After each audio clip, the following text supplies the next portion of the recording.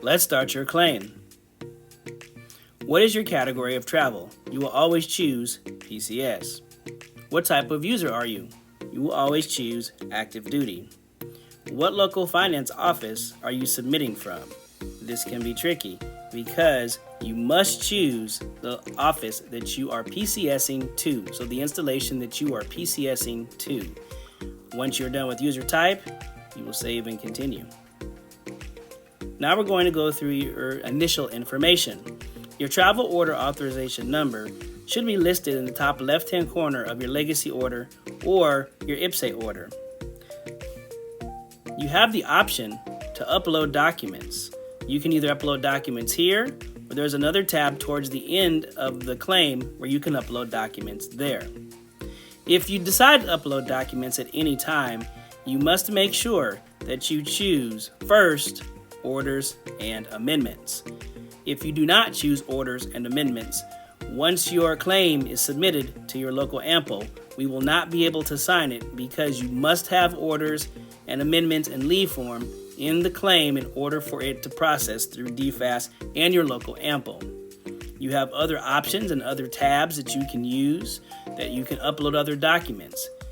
You can also choose just to upload all documents under orders and amendments.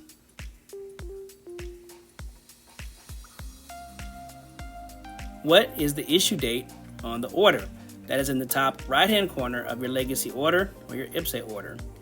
Your direct deposit information will already be in the system. Did you ship household goods? Yes or no?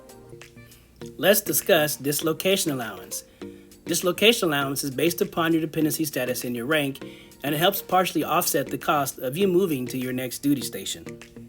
If you took dislocation allowance as an advance, you must settle that advance once you get to the next duty station. You must say yes to DLA.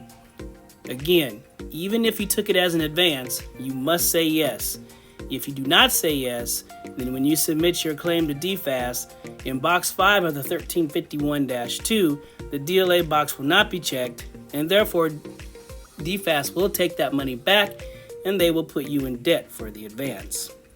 If you did not take DLA as an advance, go ahead and say yes so you can get your dislocation allowance. Dislocation allowance will be for E6 and above, whether married or single, with or without rate. Let's talk about TLE, temporary lodging expense. TLE is for 14 days. If you are still in the hotel when you submit this claim, please wait your 14 days and do a supplemental voucher via Smart Voucher. TLE also is not hotels en route. TLE is only for losing and gaining installation. If you are coming from overseas, you can only claim TLE at your gaining duty station. Real quick, there's a lot of information here that is really good for individuals when they are trying to look at TLE. One of the biggest concerns and complaints that we have is getting shorted on TLE, or people think they're getting shorted on TLE.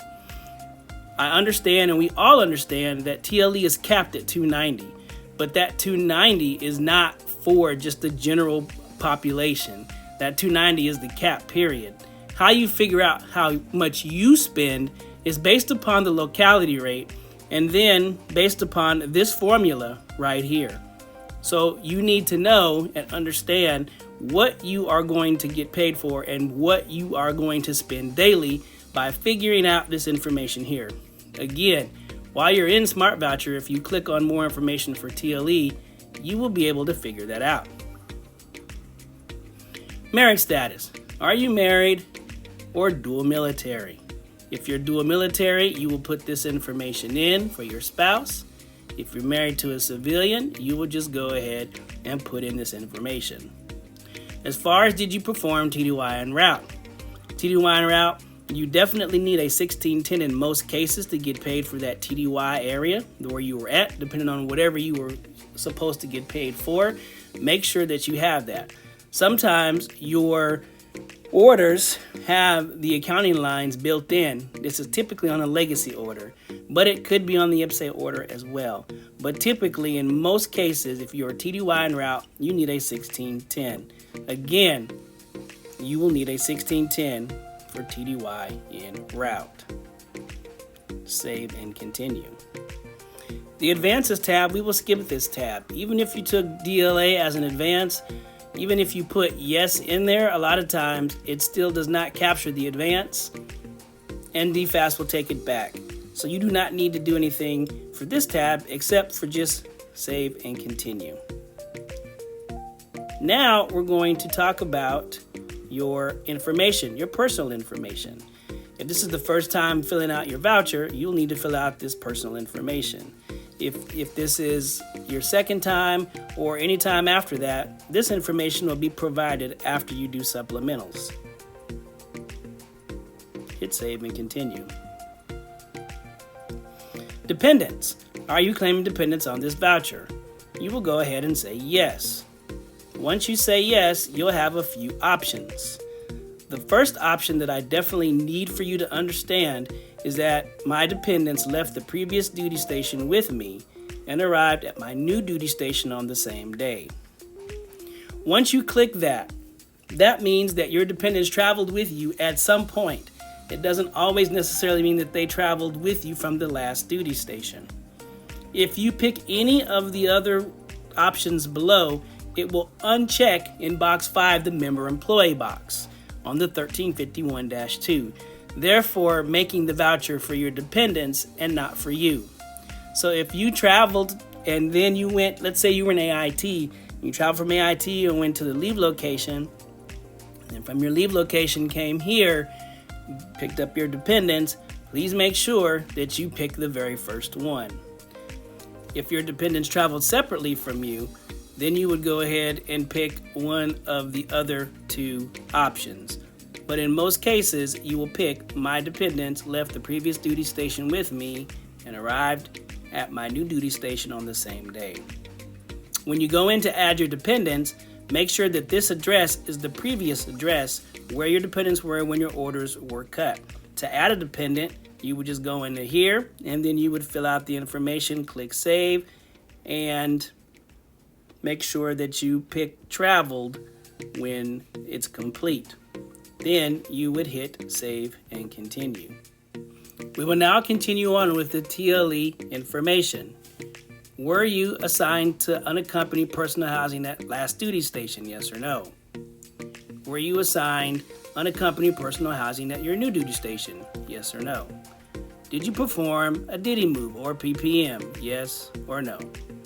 On what day were your household goods picked up, or when did you do your said Ditty move? You can pick whatever day you left or whatever day that is, and you will also be able to pick a future date if your household goods haven't been delivered yet. Save and continue. You will then add locations. Remember, this is not hotels en route. This is at your losing or gaining duty station stateside. You will click add location. Is your location at near an Army CONUS location, yes or no? Did you stay in off-post lodging, yes or no? What day did you arrive at the check-in location? You would then go ahead and put in your information. The location. Zip code you'll put in there and it'll automatically populate. And then what day did you check out? So if we are going for 14 days, you've got the day that you arrived. Now the day that you typically arrive is the day that you are already getting paid for on your travel. You are getting paid per diem and lodging for that day. So you would go 1, 2, 3, 4, 5, 6, 7, 8, 9, 10, 11, 12, 13, 14. So the 19th will be the day that you check out. Did you incur a daily expense? You're going to say yes. And then it'll give you the option once you save to enter in that information once you save and continue. Your daily cost of lodging is the room and all taxes added up for that one day. So let's say with room and all taxes, it was $89. At that point, what you would do is go ahead and add the $89 in each box. Unfortunately, it does not give you the option to do that real easy. You have to manually put it in each time. Now, if you had different costs of lodging that day, what I would suggest is just take the highest cost and you would use that day versus trying to put in different prices for different days. Once you're done there, you have the option to say whether you use your government travel card or not. And then you would save and continue. From there, it will take you to who stayed in the hotel. You must, unfortunately, pick yourself or pick these every single time. There is no option to select all. We're going to start with a general itinerary. We're going to start with an overseas location. You departed June 1st, South Korea, Camp Casey. You took a bus. The government owned the bus. You would save and continue. You got to Incheon, Korea on the same day. Anytime that you stop in an airport, it's awaiting transportation. You did not incur any lodging expenses while in Korea. If you did, you still would not claim that here. That is TLA. That is a separate claim that is paid either at your losing duty station or at your local AMPO office.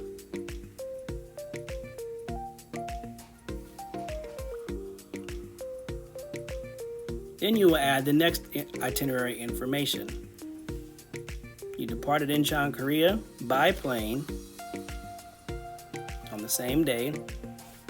Now, sometimes you're able to pay for your ticket in advance, but you need to put the day that you actually traveled.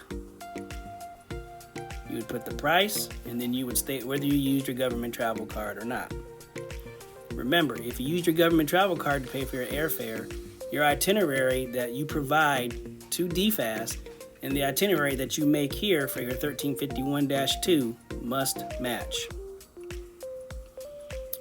We're going to say that we flew into Nashville on the same day. Anytime, again, you stop at an airport, it's awaiting transportation. Did you incur any lodging in Nashville? You're going to say no, hit save and continue. Now we're going to add the itinerary information, and this will be our last stop. Got to Nashville on the 1st.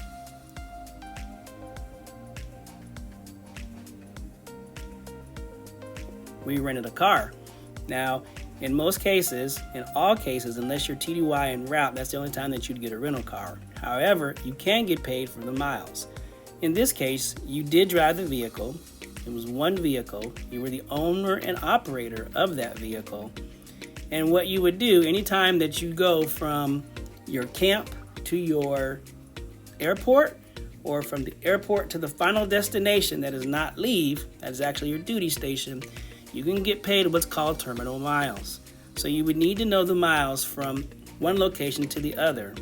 In this case, the miles from Nashville to Fort Campbell, Kentucky is 60 miles. You will not get paid for the rental car, but you can get paid for the miles. Also, if you took a taxi, you would just change this information, change it to automobile, and then you would say no, and then you would say no, and then you would go from there.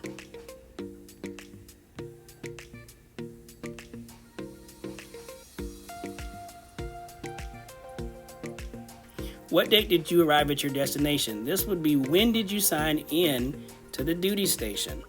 When did you sign in to the duty station?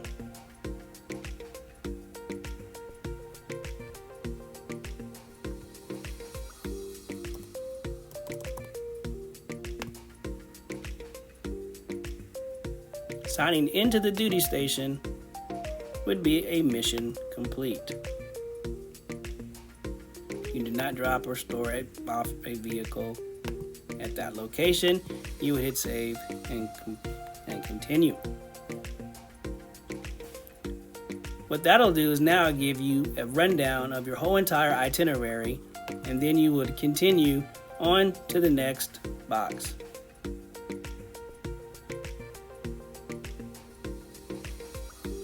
Once you are done with the itinerary, you will move on to the Reimbursable Expenses tab. This tab was generated because we said we had an expense. This expense was generated by stating that we use our government travel card for our airfare. Food, lodging, and gas will not go in this tab. If you were TDY en route and you have TDY lodging to add, you would add expense here. If you took a taxi, shuttle, cab, Lyft, or Uber, you would also add this expense here. Once you are done, click Save and Continue. From there, it'll give you a preview and an overall summary of what you've completed during your Smart Voucher experience. From there, you will go ahead and click Save and Continue. Real quick, let's go over a general PCS. We will not spend a lot of time. There's not a lot of information. It's pretty straightforward. You will leave your last duty station. If you're coming from AIT and you go on leave and then come to the duty station, always leave from your last duty station. In this scenario, you're leaving from Fort Bragg. Fort Bragg is 2 days of travel. If you and your spouse both drove, you would claim 2 vehicles. Make sure that you always state that you own and operate the vehicle to make sure that you get your per diem and your mileage. Once you are done there, you will save that information. Then your date to Fort Campbell will be when did you sign in? When did you sign into Fort Campbell, Kentucky? Even though Fort Bragg is 2 days, we don't want you to do that. We want you to start from beginning to end, the whole totality of your leave and your trip, so that way we have a record of your IPSA or your legacy leave form, and we can make sure that everything is the same. So you signed into Fort Campbell 19 June, and you would make that mission complete. Once you are done there, you will save and continue. Now it's time to submit your claim to the local AMPL. You will view and print the voucher before you send it to us, making sure that you have everything there that you want to capture for your claim for DFAS, as well as your claim to the local AMPL to arrive you to Fort Campbell, Kentucky. After that, you will hit sign and you will submit the voucher.